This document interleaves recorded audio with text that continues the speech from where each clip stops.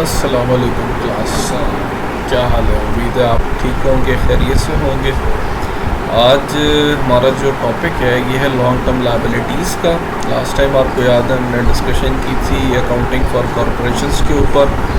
Accounting जो है वो कॉरपोरेशंस के लिए कैसे जो है परफॉर्म की जाती है, क्या जनरल एंट्रीज होती हैं, कैसे कैलकुलेशंस होती हैं, इस पर हमने बात की थी। तो आज का जो हमारा टॉपिक है ये है लॉन्ग टर्म लायबिलिटीज़ से मुतल्लिक। आपको याद है हमने पहले करंट लायबिलिटीज़ से मुतल्लिक डिस्कशन की थी। तो लॉन्ग टर्म लायबिलिटीज़ जो हैं ये क्या हैं और इसको हम कैसे अंडरस्टैंड कर सकते हैं, इस बारे में आज हम बात करेंगे। तो सबसे पहले तो बॉन्ड फाइनेंसिंग जो है इस पर हम थोड़ी सी बात कर लेते हैं कि जितनी भी लॉन्ग टर्म लायबिलिटीज़ हैं उनमें हम बॉन्ड्स को डिस्कस करेंगे।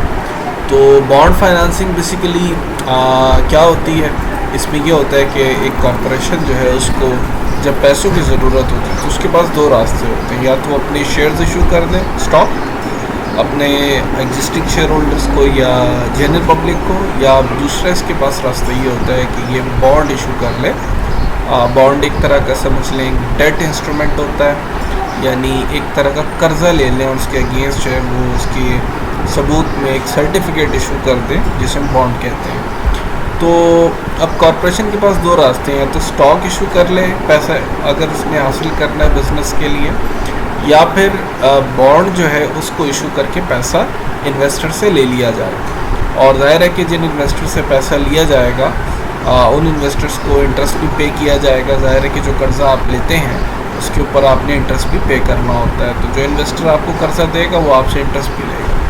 तो इसे हम कहते हैं बॉन्ड फाइनेंसिंग है, ठीक है। इसकी एक लाइफ होती है, एक मेच्योरिटी होती है कि 5 साल के लिए कर्जा लिया है, 5 साल के लिए बॉन्ड इशू किया गया है, 7 साल के लिए बॉन्ड इशू किया गया है, 10 साल के लिए। तो डिपेंड करता है ऑर्गेनाइजेशन जो है वो किस हिसाब से जो है वो बॉन्ड इशू करती है। अब होगा क्या कि कॉरपोरेशन जब इन्वेस्टर से पैसा लेती है तो उनको इंटरेस्ट पेमेंट जो है वो करनी पड़ती है। ये इंटरेस्ट पेमेंट डिपेंड करता है कि किस जो है वो गैप से आपने करनी। फॉर एग्जांपल आप इसे सेमी एनुअल बेसिस के ऊपर भी इंटरेस्ट पेमेंट कर सकते हैं, यानी हर 6 माह बाद आप इसे एनुअल इंटरेस्ट पेमेंट के तौर पर भी ले सकते हैं। ये डिपेंड करेगा कंपनी की पॉलिसी के ऊपर और जो भी अथॉरिटी है जो कंपनीज़ को रेगुलेट करती हैं उनके जो उसूल हैं उनको मद्देनज़र रखते हुए आपने जो इंटरेस्ट पेमेंट करनी होती है। तो अब यहाँ पे इंटरेस्ट पेमेंट जो है वो आप सेमी एनुअल बेसिस पे भी कर सकते हैं, आप एनुअल बेसिस पे भी कर सकते हैं। तो इसके लिए क्या होगा कि आपने इसको कैलकुलेट कैसे करना है। जैसे ये इंटरेस्ट पेमेंट की एक कैलकुलेशन है, बॉन्ड पार वैल्यू, बॉन्ड की जो फेस वैल्यू होती है, यानी जितने मालियत का बॉन्ड आपने इशू किया होता है, जो बॉन्ड सर्टिफिकेट के ऊपर वैल्यू लिखी होती है, उसे हम कहते हैं ये बॉन्ड की पार वैल्यू, फेस वैल्यू। तो उसको आप मल्टीप्लाई कर दें स्टेटेड इंटरेस्ट रेट, जितना इंटरेस्ट रेट डिसाइड हुआ, फॉर एग्जांपल 10% डिसाइड हुआ है, 8% डिसाइड हुआ है, 9% डिसाइड हुआ है, जो भी डिसाइड हुआ है, तो बॉन्ड की पार वैल्यू को उससे मल्टीप्लाई कर दें। जैसे नॉर्मली बॉन्ड की पार वैल्यू $1000 होती है, तो अगर $1000 हम इसको देख रहे हैं तो फिर 1000 मल्टीप्लाई बाय, अगर 9% इंटरेस्ट है तो 9% से multiplied by time. For example अब चूँकि टाइम बहुत मैटर करता है, जैसे मैंने बताया कि अगर आप सेमी एनुअल बेसिस पे कैलकुलेट कर रहे हैं तो आप टाइम की जगह 6/12 लिखेंगे, क्योंकि 6 मंथ्स की पेमेंट कर रहे हैं और साल में 12 मंथ्स होते हैं। और अगर आप एनुअल पेमेंट कर रहे हैं देन टाइम 12/12 आएगा, इसका मतलब है कि पूरा वही 1 साल हो जाएगा। तो टाइम के हिसाब से आपने पेमेंट करनी है, यानी 3 मंथ्स बाद इंटरेस्ट कैलकुलेट करें तो 3/12 ऐसे। तो इस तरह से हम बॉन्ड की इंटरेस्ट जो पेमेंट है उसको कैलकुलेट करते हैं। तो अब इसमें कुछ फ़ायदे भी हैं बॉन्ड इशू करने के और कुछ नुकसान भी हैं। मसलन फ़ायदे क्या हैं, बेनिफिट क्या है बॉन्ड इशू करने के। तो पहला तो ये है कि बॉन्ड इशू करने से आपकी जो ओनर कंट्रोल है इस पर कोई असर नहीं पड़ता, यानी जो शेयर होल्डर्स होते हैं आपको पता है कि उनके पास वोटिंग पावर होती है, वोटिंग राइट्स होते हैं। और अगर आप बॉन्ड इशू करते हैं तो इससे शेयर होल्डर के वोटिंग राइट्स पर कोई असर नहीं पड़ता, ना ही कोई एडिशनल शेयर होल्डर ऐड होते हैं। तो इसका मतलब है शेयर होल्डर्स जो उनकी जो वोटिंग पावर है या जो वोटिंग राइट्स हैं वो डाइल्यूट नहीं होते। डाइल्यूट ना होने का मतलब ये है कि उनकी जो पावर है वो कंसंट्रेटेड रहती है जितने उन्होंने इन्वेस्टमेंट की हुई है। अगर आप नए शेयर होल्डर्स बना लेते हैं, नए शेयर होल्डर्स आपके ऐड हो जाते हैं कंपनी में, तो जाहिर है कि उनके पास भी वोटिंग पावर चली जाएगी, तो फिर जो ऑलरेडी एग्जिस्टिंग शेयर होल्डर उनकी वोटिंग पावर डाइल्यूट हो जाती है। तो पहला फ़ायदा बॉन्ड इशू करने का ये होता है कि इसमें ओनर का जो कंट्रोल है उस पर कोई असर नहीं पड़ता, जितना उनके पहले उनके राइट्स से जो पावर थी वैसे ही पावर उनकी रहती है। दूसरा फ़ायदा ये है कि ये जो इंटरेस्ट आप बॉन्ड्स के ऊपर पे कर रहे होते हैं, तो ये भी एक तरह का टैक्स डिडक्टेबल एक्सपेंस है। यानी इसका मतलब ये है कि आप इसको अपने जो प्रॉफिट एंड लॉस अकाउंट है या जो आपकी इनकम स्टेटमेंट है, आप उसमें इसको as an expense interest payment को शो कर सकते हैं। और आपको पता है कि जो एक्सपेंसेस होते हैं आपके सारे हम जब माइनस कर लेते हैं अपनी इनकम में से, उसके बाद जो नेट प्रॉफिट आता है उसके ऊपर टैक्स अप्लाई होता है। ठीक है, इसका मतलब है कंपनी के लिए एक बेनिफिट ये भी है कि कंपनी ये जो इंटरेस्ट पेमेंट जितनी भी कर रही होगी बॉन्ड के ऊपर, इसको अपने एक्सपेंस बिजनेस का शो करेगी, और उसके बाद जो प्रॉफिट आएगा, जाहिर है कि जब आप इंटरेस्ट पेमेंट करेंगे तो आपका प्रॉफिट कम हो जाएगा, नेट प्रॉफिट, तो जो प्रॉफिट आएगा उसके ऊपर आपको टैक्स देना पड़ेगा। तो एक तरह से ये भी आपको कंपनी को फ़ायदा होता है। इसके अलावा जो बॉन्ड्स हैं ये आपके रिटर्न ऑन इक्विटी को भी इंक्रीज़ कर देते हैं। रिटर्न ऑन इक्विटी से मुराद इक्विटी कहते हैं जो भी आपका कैपिटल वगैरह लगा हुआ है बिज़नेस में, उसके ऊपर जो आपको रिटर्न आ रहा है, तो बॉन्ड्स उस रिटर्न को भी इंक्रीज़ कर देते हैं। कैसे कर देते हैं? देख फॉर एग्ज़ाम्पल आपने इंटरेस्ट पे करना है लेट से 800 रुपये, ठीक है, और आपने कर्ज़ा ले लिया। अब उस कर्ज़े के पैसों से आप बिज़नेस कर रहे हैं, बिज़नेस में मिला लिया आपने, तो आपको ख़ातर ख़ास ज़्यादा बेनिफिट होगा। उसमें से आपने थोड़ा सा इंटरेस्ट देना है। जैसे मैंने कहा कि आपको लेट से अभी आप मुनाफा कमा रहे हैं फॉर एग्ज़ाम्पल 10,000, ठीक है, और आप कहते हैं कि अगर मैं ये कर्ज़ा ले लेता हूँ, बॉन्ड इशू कर देता हूँ, तो मेरा प्रॉफिट 10 की बजाय 15,000 हो जाएगा, और इसके बदले में लेट से बॉन्ड के ऊपर आपने इंटरेस्ट पेमेंट भी करनी है, लेट से 800 रुपये आपको पे करने पड़ेंगे। अब आप देखें कि 800 का ख़र्चा आप बर्दाश्त कर रहे हैं, लेकिन उससे क्या हो रहा है कि नतीजा 10,000 की जगह आपका प्रॉफिट 15,000 का हो रहा है। तो इसका मतलब है कि आपका जो रिटर्न इक्विटी है वो 50% बढ़ गया है, यानी 10,000 से 15,000 हो गया, 50% इसमें इजाफा हो गया। और उसके बरक्स जो है वो आप जो एक्सपेंस है वो बहुत ही कम जो है वो दे रहे हैं। सो ये भी एक फ़ायदा होता है कि आप कर्ज़ा लेकर बॉन्ड इशू करके अपना जो रिटर्न ऑन इक्विटी उसको बढ़ा लेते हैं, और उसके बरक्स जो एक्सपेंस पेमेंट है वो बहुत कम होती है। इसके कुछ नुकसानात भी हैं, जैसे बॉन्ड्स जो हैं उसके ऊपर ज़ाहिर है कि आपको बार बार पेमेंट करनी होती है इंटरेस्ट की, और जब तक बॉन्ड की मैच्योरिटी नहीं आ जाती, यानी जितने सालों तक बॉन्ड आपने इशू किए, जब तक वो बॉन्ड आप पे नहीं कर देते वापस, उसके कर्ज़े के पैसे अदा नहीं कर देते, तब तक आपको इंटरेस्ट देना ही पड़ेगा। तो ये एक मुसलसल आपका जो है ना आने वाले वक्तों के लिए एक मुसलसल ख़र्चा बन जाता है जो आपको बार बार अदा करना होता है। दूसरा ये भी है कि अगर आपने बहुत ज़्यादा तादाद में जो है वो कर्ज़ा लिया है, मकदार में कर्ज़ा लिया है, बहुत ज़्यादा बॉन्ड्स इशू किए हैं, और उस हवाले से जब आप पैसा बिज़नेस में लगाते हैं, तो अगर आपका बिज़नेस पहले ही डूब रहा है और कोई खातिर खा उसमें कोई बेहतरी नज़र नहीं आ रही है, आपने बॉन्ड्स इशू करके पैसा भी बिज़नेस में लगा दिया है, तो फिर उससे क्या होगा कि अगर आपकी बिज़नेस में बेहतरी नहीं आ रही तो आपकी जो रिटर्न ऑन इक्विटी है वो बढ़ने की बजाय कम हो जाएगी, क्योंकि आपको इंटरेस्ट पेमेंट भी बार बार करनी पड़ेगी, वो भी एक्सपेंस आपके सर पड़ जाएगा। लिहाजा कंपनी जो है वो ऐसी सूरत हाल जिसमें जो है वो कंपनी का बिज़नेस ना चल रहा हो अच्छी तरह से, और डाउनवर्ड उसमें ट्रेंड देखने में आ रहा हो उसके रिटर्न में, तो अगर आप इस सूरत हाल में बॉन्ड इशू कर चुके हैं और उसके ऊपर इंटरेस्ट पे कर रहे हैं, तो आपका रिटर्न ऑन इक्विटी बढ़ने की बजाय कम हो जाएगा। तो इसके कुछ नुकसान आते हैं। अब बॉन्ड ट्रेडिंग जो है, जिस तरह शेयर्स की ट्रेडिंग होती है मार्केट में, वैसे ही बॉन्ड की ट्रेडिंग भी होती है, और बॉन्ड्स भी आप देख रहे होते हैं, इसको चेक करते हैं डेली बेसिस के ऊपर कि आपका जो है वो कल क्या रेट था, आज जब मार्केट क्लोज हुई है तो क्या रेट है। तो वहाँ से अगर रेट में इजाफा देखने को मिले तो पॉजिटिव चेंज होती है, और अगर इजाफा देखने को ना मिले यानी रेट कम हो जाए तो आप कह सकते हैं कि इस वक्त ये लॉस में जा रहा है। तो ये बॉन्ड की ट्रेडिंग बिल्कुल इसी तरह जिस तरह शेयर्स की ट्रेडिंग होती है। इसी तरह से अब एक बॉन्ड सर्टिफिकेट है, उसके ऊपर देख लें ये नज़र, जैसे कि सर्टिफिकेट सैम्पल के तौर पे आप देख रहे हैं कि chemical company Dow chemical company इन्होंने एक बॉन्ड इशू किए, ये बॉन्ड सर्टिफिकेट है। इस पर देखिए पार वैल्यू बॉन्ड भी लिखी हुई है, जैसे $10,000 है, और इसके ऊपर जो रेट है, जैसे यहाँ पे रेट होता है बॉन्ड के ऊपर कि कितना इंटरेस्ट पे किया जाएगा, 8.875, ठीक है। सो ये debenture and bond are same things, ठीक है।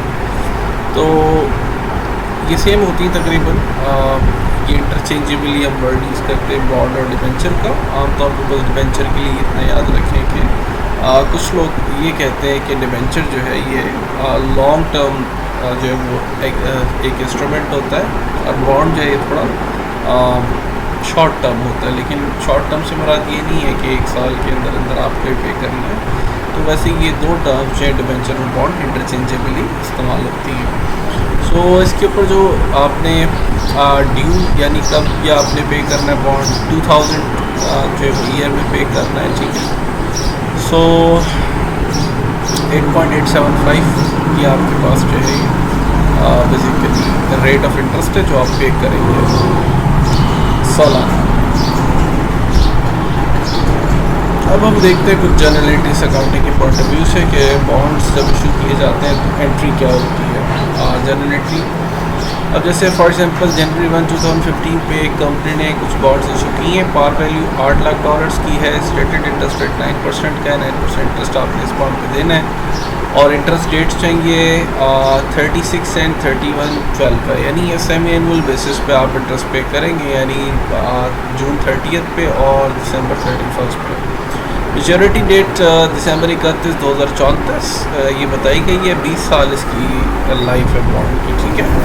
यानी मेच्योरिटी 20 साल के बाद होगी, दिसंबर 31, 2034। तो इसका मतलब जब तक मेच्योरिटी नहीं आ जाती यू हैव टू पे इंटरेस्ट, आपको इंटरेस्ट पे करना होता है। जब मेच्योरिटी आ जाती है तो आप बॉन्ड की जो फेस वैल्यू होती है, पार वैल्यू होती है, जैसे $8 लाख है वो आप वापस करेंगे।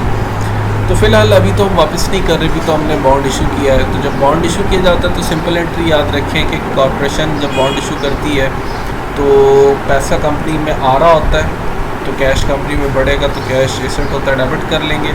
और ज़ाहिर है ये पैसा कंपनी ने कर्जे का लिया और किसके अगेंस्ट लिए, बॉन्ड के अगेंस्ट। तो ये कंपनी ने बॉन्ड इसके अगेंस्ट पे करना है, तो हम बॉन्ड पेएबल को क्रेडिट करते हैं। पेएबल इसलिए क्योंकि अभी पे नहीं किया, पे करना है, ये लायबिलिटी है आपकी, और ये लायबिलिटी पे कब करनी है, 20 साल के बाद, चूँकि 20 साल इसकी मेच्योरिटी लाइफ है, ठीक है। So cash account debit, bonds payable credit, 8 lakh से आप इसकी एंट्री करेंगे। हाँ, अभी जनवरी 1 पे एंट्री हो रही क्योंकि जनवरी 1 पे आप इशू कर रहे हैं, और जब जून 30 आएगा देन आपको इंटरेस्ट की पेमेंट करनी होगी, इंटरेस्ट कैलकुलेट करके उसकी एंट्री करनी होगी, और इसी तरह दिसंबर 31 पे भी आप इसकी एंट्री पास करेंगे। सो जून 30 के ऊपर देखें आपका इंटरेस्ट कितना बनता है जो आप पे करेंगे। चूँकि आपने 1 जनवरी पे बॉन्ड इशू किया ना, तो आप सेमी एनुअल पेमेंट आप कर, तो अब ज़ाहिर है जब बॉन्ड के ऊपर आप इंटरेस्ट पे करेंगे तो इंटरेस्ट तो आप एक्सपेंस है ना कंपनी का, तो इंटरेस्ट को आप डेबिट करेंगे और पे कर रहे हैं, ज़ाहिर है कैश दे रहे हैं या चेक में दे रहे हैं तो बैंक अकाउंट करेंगे क्रेडिट। तो कैश अकाउंट अगर कैश में पे करें तो कैश अकाउंट क्रेडिट करेंगे, तो bond interest expense debit, cash account credit. और ये अमाउंट कैसे आई अब इसको समझ लें। 8 लाख पार वैल्यू थी, 9% इसके ऊपर रेट था, और चूँकि आप सेमी एनुअल बेसिस पे कर रहे हैं तो 1/2 और 6/12 भी कर सकते हैं। दोनों सूरतों में एक ही अमाउंट आएगी 36,000 की। ये आपकी इंटरेस्ट पेमेंट की अमाउंट है जो आप हर 6 माह बाद अदा करेंगे अपने बॉन्ड होल्डर्स को, जिन्होंने आपको पैसा दिया हुआ कर सकें या जिनको आपने बॉन्ड इशू किए हैं। इसी तरह से जून 30 पे एंट्री हो गई। दिसंबर 31 पे अगर हम देखें तो दिसंबर 31 पे भी आपको एंट्री करनी पड़ेगी। अब चूँकि ये थोड़ा सा आप देख लें कि 2015 पे था, ठीक है। इसी तरह दिसंबर 31, 2015 पे भी आप एंट्री पास करेंगे, बॉन्ड इंटरेस्ट एक्सपेंस डेबिट और कैश क्रेडिट 36,000 से 6 माह का इंटरेस्ट। और ये आप कब तक पे करेंगे, 2034 तक आप इसी तरह हर 6 माह बाद इंटरेस्ट पे करते जाएंगे 36,000 का। और 2034 31 दिसंबर जब 20 साल पूरे हो जाएंगे तो अगर आप पे करेंगे बॉन्ड होल्डर्स को ये बॉन्ड के पैसे जो आपने कर्जा लिया हुआ था ये पे करेंगे, तो एंट्री क्या होगी, रिवर्स। जो इशू करने की एंट्री उसके रिवर्स करते हैं। बॉन्ड्स पेबल उस वक्त लायबिलिटी थी, अब लायबिलिटी नहीं रही तो डेबिट, और कैश पे कर रहे हैं तो कैश अकाउंट क्रेडिट। ये पेमेंट की एंट्री जब आप बॉन्ड होल्डर्स को उनका पैसा वापस कर देंगे, ठीक है। तो bond payable debit cash credit, और इस दौरान तक आपने इंटरेस्ट की एंट्री हर 6 माह बाद रिकॉर्ड करते जाना है। तो ये बॉन्ड इशू एट पार के हवाले से कुछ एंट्रीज इसको हमने देखा। अब बॉन्ड डिस्काउंट और प्रीमियम, अब बॉन्ड जो है ये पार वैल्यू पे जैसे इशू होता है तो इसी तरह डिस्काउंट वैल्यू और प्रीमियम वैल्यू के ऊपर भी बॉन्ड को इशू किया जाता है। अब बॉन्ड डिस्काउंट पे कैसे इशू होता है, प्रीमियम पे कब इशू होता है, तो जाहिर है कि अगर आप जो है वो फॉर एग्ज़ाम्पल आपने कर्जा लिया है फॉर एग्ज़ाम्पल 10 लाख का, तो आप अगर 12 लाख रुपए का बॉन्ड इशू करते हैं कि जी बॉन्ड जो सर्टिफिकेट है ये 12 लाख रुपए इसकी मालियत है, क्योंकि आपकी कंपनी का नाम है एक अच्छा मार्केट में, तो इन्वेस्टर 12 लाख में भी इन्वेस्ट करना चाह रहे हैं कि ठीक है हम इन्वेस्ट करेंगे, कंपनी अच्छी इंटरेस्ट टाइम पेमेंट मिलेगा, तो इसका मतलब आपने बॉन्ड प्रीमियम पे इशू कर दिया। और अगर आप जो है वो बॉन्ड जो है उसको पार वैल्यू से नीचे इशू करते हैं, फॉर एग्जांपल जैसे कि मार्केट में जो भी रेट चल रहा है बॉन्ड का, ठीक है, उससे कम वैल्यू पे आप जो है वो इशू कर देते हैं, तो यानी आप कहते हैं जी सर्टिफिकेट हम जो है वो 10 लाख डॉलर्स के हिसाब से इशू करेंगे, लेकिन हम जो कर्जा है वो 7 या 8 लाख डॉलर्स का लेंगे, यानी कम वैल्यू पे आपने बॉन्ड इशू कर लिया और पैसे ज़्यादा देंगे फ्यूचर में मेच्योरिटी के ऊपर, तो हम कहते हैं कि आपने डिस्काउंट इशू किया। तो ये जो बॉन्ड प्राइस डिटर्मिनेशन है इसमें अगर आप नोट करें कॉन्ट्रैक्ट रेट यानी जितने का बॉन्ड साइन हो, और अगर वो ज़्यादा मार्केट रेट से तो हम कहते हैं बॉन्ड प्रीमियम पे सेल किया गया है, और अगर कॉन्ट्रैक्ट रेट और मार्केट रेट इक्वल हो यानी मार्केट में जो रेट चल रहा है उसी रेट के ऊपर आप कॉन्ट्रैक्ट बॉन्ड का साइन कर लेते हैं इन्वेस्टर के साथ, तो हम कहते हैं कि पार वैल्यू पे आपने सेल किया, और अगर कॉन्ट्रैक्ट रेट आपका कम हो मार्केट में रेट ज़्यादा हो, इसका मतलब आपकी गुडविल इतनी नहीं है, आप कम पैसे पे भी बॉन्ड इशू कर रहे हैं, तो हम कहते हैं ये डिस्काउंट है। तो अब इसमें कुछ एंट्रीज़ हैं जो वो डिस्काउंट के हवाले से, अगर बॉन्ड डिस्काउंट का इशू होता है तो क्या एंट्री होगी, इसको भी हम समझ लेते हैं और देख लेते हैं कि हम क्या एंट्री पास करें।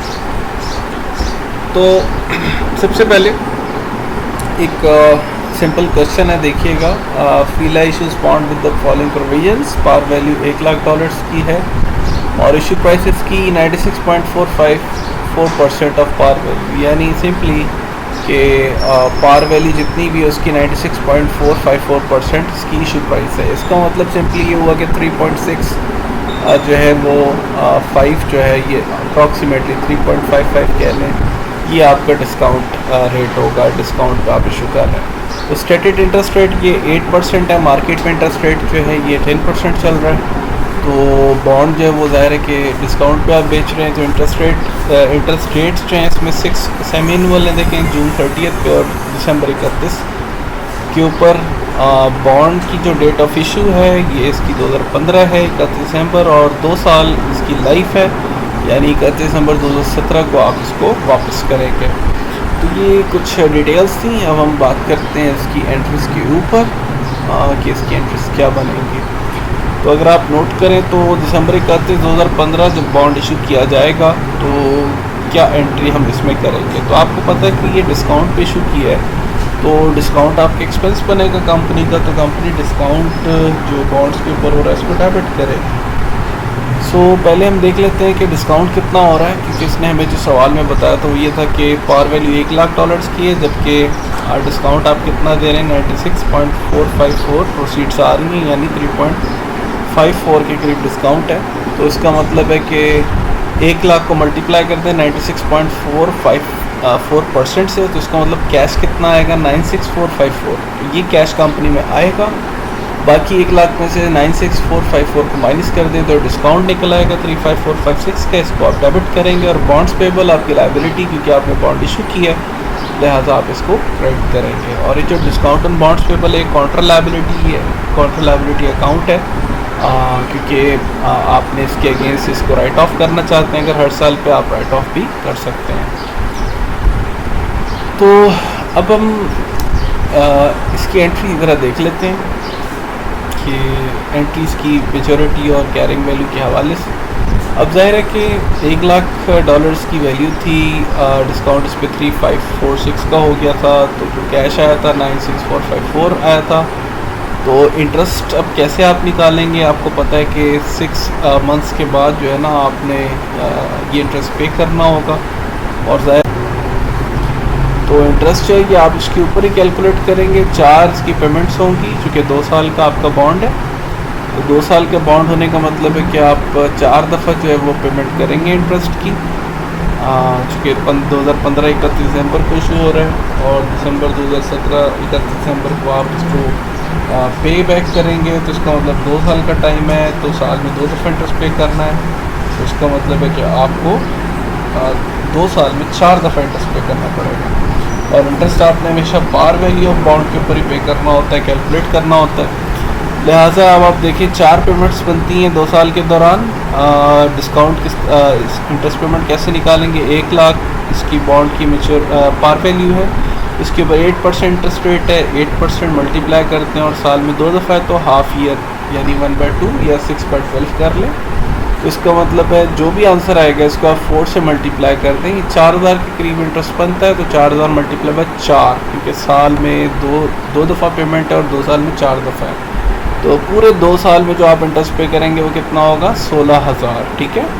और पार वैल्यू एट मेच्योरिटी, जब आप मेच्योरिटी 2 साल बाद बॉन्ड वापस करेंगे, कर्जा वापस करेंगे, तो 1 लाख वो वापस करना है, 16000 वो हो गया 2 सालों में जो आपने अदा करना है इंटरेस्ट का। तो टोटल अमाउंट कितनी हो गई? 1,16,000, ठीक है। तो ये आपका बेसिकली लायबिलिटी 1,16,000 ये आपने पे करना ही करना है। और इसके अगेंस्ट आपने पैसे कितने लिए अपने बॉन्ड होल्डर्स से? ज़रा डिस्काउंट भी शुरू किया था तो आपने 96,454 लिए थे पैसे। इसका मतलब जो इनका गैप है 1,16,000 और 96,454 रुपये का, ये 19,546 रुपये आएंगे, ठीक है। तो ये आपका basically total bond interest expense है, यानी ये वो एक्सपेंस है कि जो आपने बियर करना है।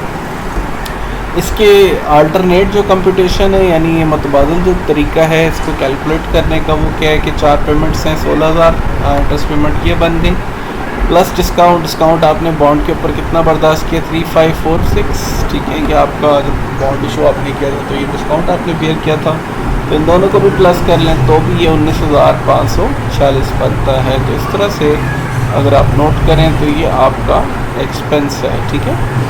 तो बॉन्ड इंटरेस्ट एक्सपेंस अगर एनुअल देख लें, सेमी एनुअल देख लें, तो वो कितना बनेगा? 4887 यानी 19,546 तकसीम 4, तो ये 4,887 जो ये हर 6 माह बाद आपका ओवरऑल एक्सपेंस बनेगा जो आपको बियर करना पड़ेगा। और इसमें वो अमाउंट भी शामिल है कि जो आप राइट ऑफ करेंगे इस 3546 को 2 सालों में। अब बॉन्ड के डिस्काउंट को अमोर्टाइज़ करना है। अब ज़ाहिर है अमोर्टाइज़ कैसे करेंगे? अभी मैंने आपको बताया कि 3546 जो अमाउंट है, जो बॉन्ड डिस्काउंट जब आपने इशू किया था बॉन्ड पे डिस्काउंट पे, तो 3546 की टोटल अमाउंट थी, ठीक है। तो 3546 की चूँकि टोटल अमाउंट थी, तो इसको आप अमोर्टाइज़ करेंगे हर 6 माह बाद। चूँकि हर 6 माह बाद आप इंटरेस्ट पे करें तो उसके साथ ही आप इसको अमोर्टाइज़ करेंगे।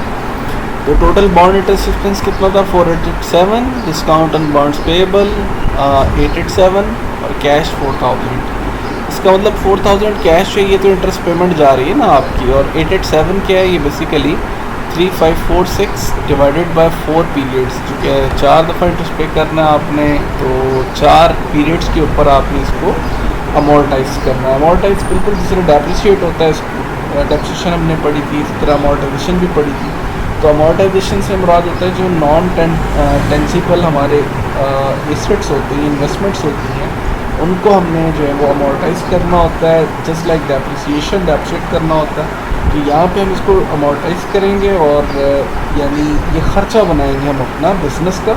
चूँकि जो 3546 है, ये 2 साल बाद आप इस खर्चे को कहाँ रखेंगे, कहाँ शो करेंगे? तो शो नहीं होगा, इसको अमोर्टाइज़ करेंगे जब तक बॉन्ड की मैच्योरिटी नहीं आ जाती। तो जब आप इसको अमोर्टाइज़ कर देंगे तो हर 6 माह बाद इसकी जो वैल्यू बनती है वो राउंड करके 887 बनती है। तो इसको आपने यहाँ पे लिखना है। तो ये अमोर्टाइजेशन रिकॉर्ड करने की एंट्री है। जब भी आप रिकॉर्ड करेंगे तो आप इस तरह से bond interest expense account debit, discount on bond payable, ये 6 माह बाद यही एंट्री होगी, ठीक है। हर 6 माह बाद आपने यही एंट्री पास करनी है। Fine, okay. अच्छा जी, इसके बाद अब यहाँ पे एक कैलकुलेशन है, इसको भी आप देख सकते हैं। ये चूँकि मैंने बताया आपको कि 4 पीरियड्स पे आपने करना है, तो आप इसको वेरीफाई कर सकते हैं। टोटल बॉन्ड डिस्काउंट ये है आपके पास, ठीक है। कैरिंग वैल्यू आपके पास ये थी जब आपने बॉन्ड इशू किया था। 30/6/2016 के ऊपर आपके पास अनअमोर्टाइज डिस्काउंट ये रह जाएगा, यानी इसमें से 887 माइनस करते जाएं, ठीक है। तो ये आंसर आपके पास आता जाएगा और फाइनली ये ज़ीरो हो जाएगा। चूँकि हर साल का हर 6 माह बाद का 887 है ना, तो आप 887 इसमें से माइनस करते जाएँ। 3546 में से 887 माइनस करेंगे, ये रह जाएगा। इसमें से 887 माइनस करेंगे, ये रह जाएगा। फिर 887 माइनस करेंगे, ये रह जाएगा और फिर फाइनली ज़ीरो हो जाएगा 2 साल बाद। तो इसी तरह से आप यहाँ पे भी इसको 887 जो है इसको करते जाएं यहाँ पे, तो इसको भी आप देखेंगे कि ये पूरा 1 लाख आपके पास बन जाएगा। यानी 887 इसमें ऐड आप करते जाना, क्योंकि यहाँ पे हम अमोर्टाइज कर रहे हैं और वापस ऐड बैक करेंगे तो पूरा 1 लाख पर वैल्यू इसके पास बन जाएगी। पाल इसकी इतनी को खैर ज़रूरत नहीं है, लेकिन ये चीज़ अनअमोर्टाइज जो डिस्काउंट है इसको आप समझ सकते हैं कि 887 हर 6 माह बाद आपने अपने टोटल डिस्काउंट में से माइनस करते जाना है। तो जो भी फिर वैल्यू आपके पास नेक्स्ट 6 मंथ्स में अपीयर होगी या अनअमोर्टाइज डिस्काउंट होगा, यानी कि वो डिस्काउंट है जिसको अभी अमोर्टाइज नहीं किया, फिर 6 माह बाद अमोर्टाइज करेंगे, ये रह जाएगा, फिर करेंगे। इस तरह से इसको हम शो करते हैं। अब यहाँ पे एक सवाल है छोटा सा, इसको भी देख लें। एक कंपनी ने इशू किया 8% 2 साल बॉन्ड, ठीक है, दिसंबर 31 20x1 पे with a par value of $7,000 and semi annual payments. On the issue date the annual market rate for this bond is 10%। ये एनुअल मार्केट रेट है जी बॉन्ड के ऊपर, और which implies a selling price of 96.46 और 6752। ये discount पे show हो रहा है। इसका मतलब है कि $7,000 टोटल वैल्यू है, जबकि वो कह रहा है कि सेलिंग प्राइस 96.46 है, यानी 6752 है। तो कह रहा है prepare amortization table for this bonds, use the state and method to amortize. यानी वही 2 साल का टाइम है, तो जितनी भी बॉन्ड आपका जब आप इशू करेंगे जो भी डिस्काउंट होगा उसको आपने डिवाइड कर देना 4 के ऊपर, क्योंकि सेमी एनुअल है, 2 साल का टाइम है। तो आपके पास ये अमोर्टाइजेशन आ जाएगी 6 मंथ्स के हिसाब से।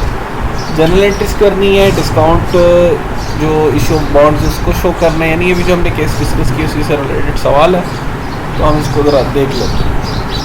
तो आप देखें सेमी एनुअल पीरियड का जो पेमेंट है उसमें 31/12/20x1 है, फिर इंटरेस्ट पे आप करेंगे नेक्स्ट 6 माह बाद 30/2/20x2 के ऊपर, फिर 6 माह बाद 31/12/20x2, फिर 6 माह बाद इस तरह से 4 ये आपके पास टाइम पीरियड्स बन गए हैं सेमी एनुअल इंटरेस्ट पेमेंट के।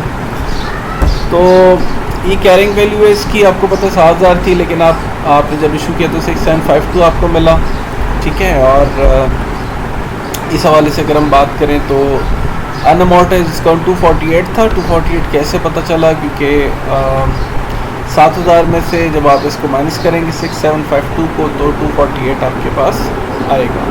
तो ये 248 जो है ये अनअमोर्टाइज डिस्काउंट है, इसको 4 पे डिवाइड कर दें तो पर पीरियड जो आपका अमोर्टाइज होगा डिस्काउंट वो 62 होगा।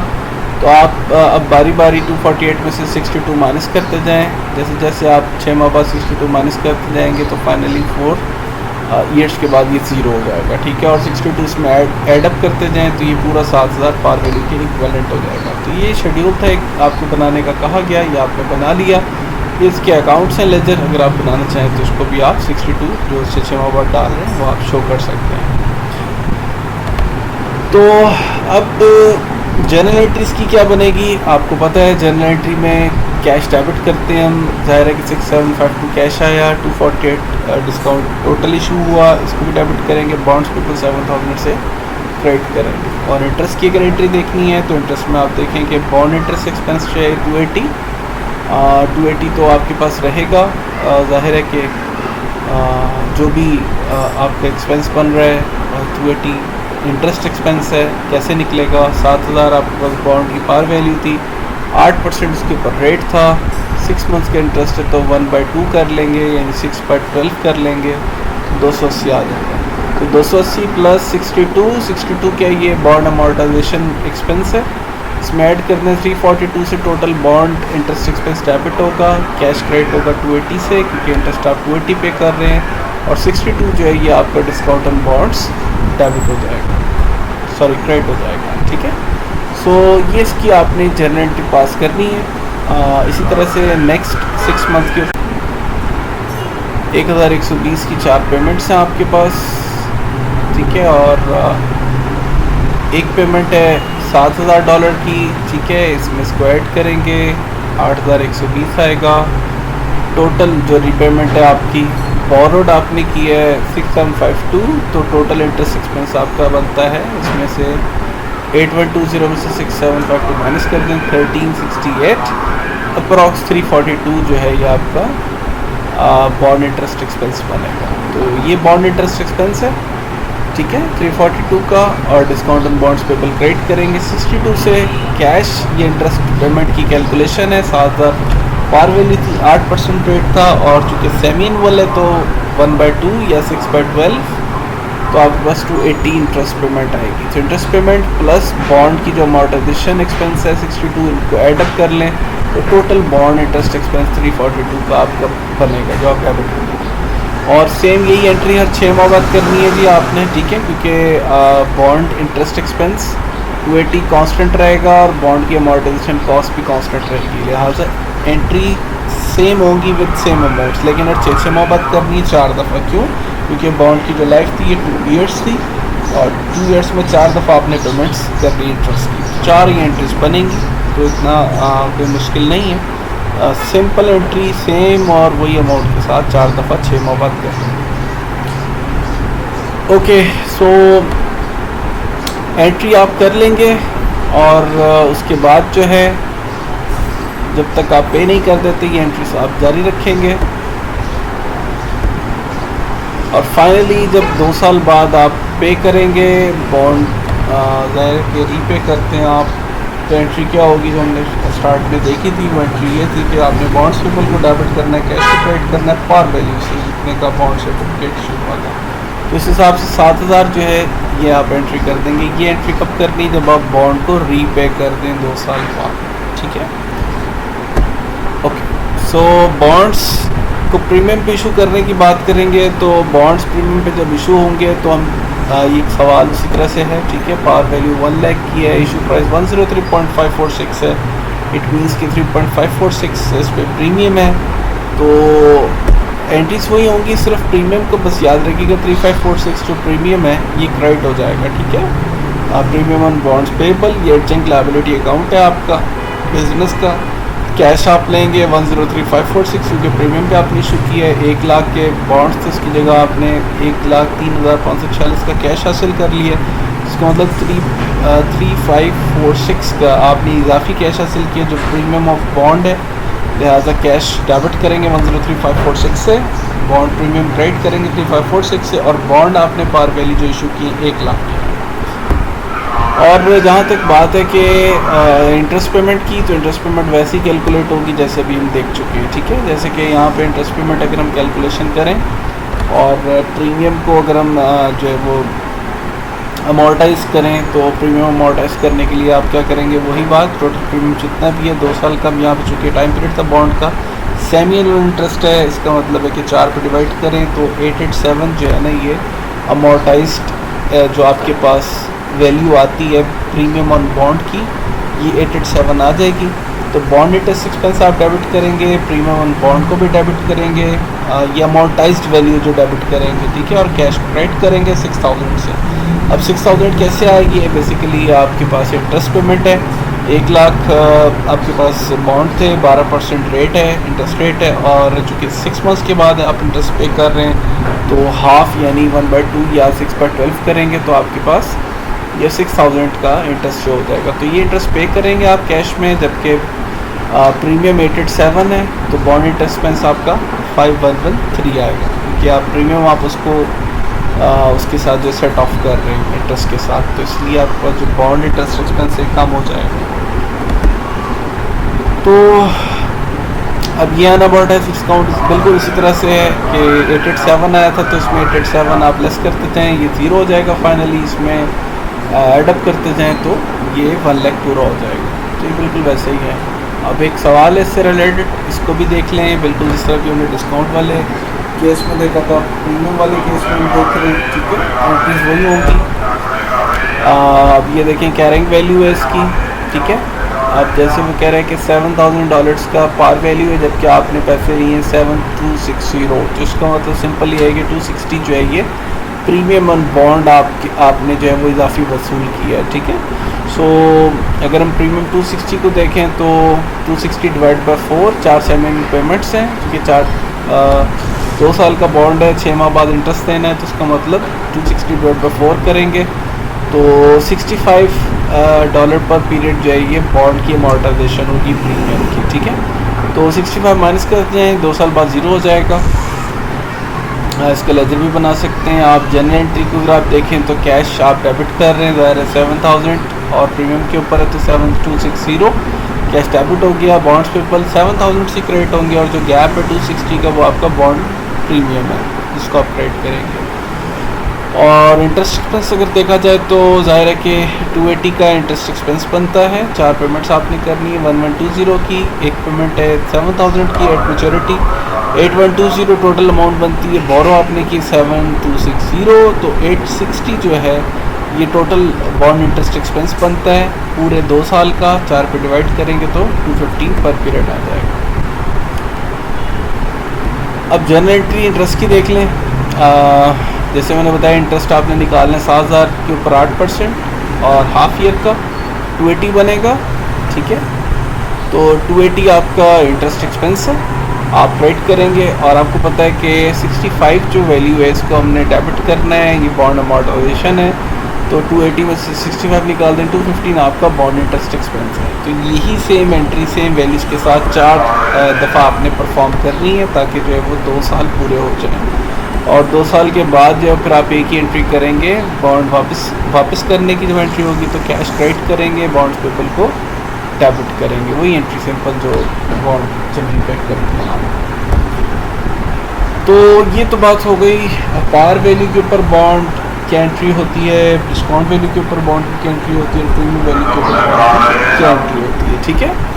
तो अब हम थोड़ी सी बात करें तो बॉन्ड प्राइसिंग के हवाले से हम बात करेंगे। इसमें एन्युटी का अमल दखल आएगा। आप एन्युटी पढ़ चुके होंगे मैथमेटिक्स ऑफ फाइनेंस में, आपका जो क्वांटिटेटिव मेथड्स का सब्जेक्ट होगा बिजनेस मैथमेटिक्स, जिसमें आपने डिस्कस किया होगा फाइनेंस के कुछ एरियाज़ को, एन्युटी परपेचुटी वगैरह, उससे रिलेटेड ये कॉन्सेप्ट्स हैं। सो बॉन्ड प्राइसिंग में क्या है कि जी अब नहीं देखना होता है कि अगर हम बॉन्ड की वैल्यू कैलकुलेट करना चाहें तो एन्युटी फैक्टर को हम देख के इसको कैलकुलेट कर लेते हैं। जैसे टाइम लाइन आपको दी गई है, जैसे 0 है 6 मंथ्स के ऊपर, 12 मंथ्स के ऊपर की वैल्यू होगी, 18 मंथ्स के ऊपर, 24 मंथ्स के ऊपर, ठीक है।